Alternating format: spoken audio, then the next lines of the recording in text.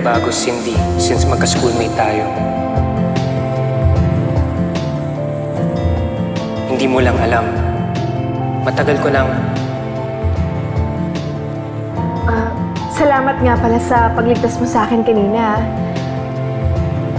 Alam mo, promise ko sa'yo, kahit ano gagawin ko, makabawi man lang.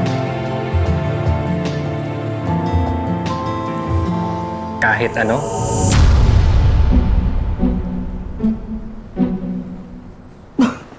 Naku, tigil-tigilan mo yung panghisi mo sa akin, ha? Hindi ako ganun, no?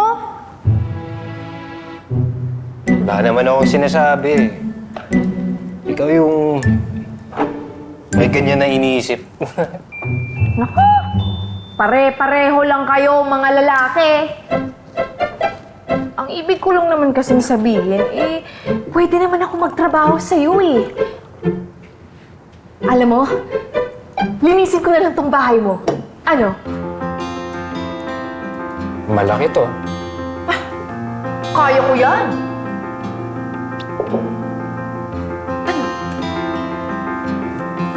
Deal.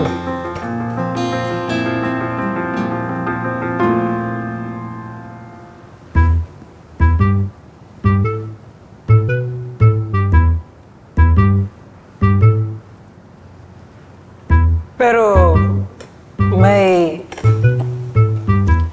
isang condition ako. Ano?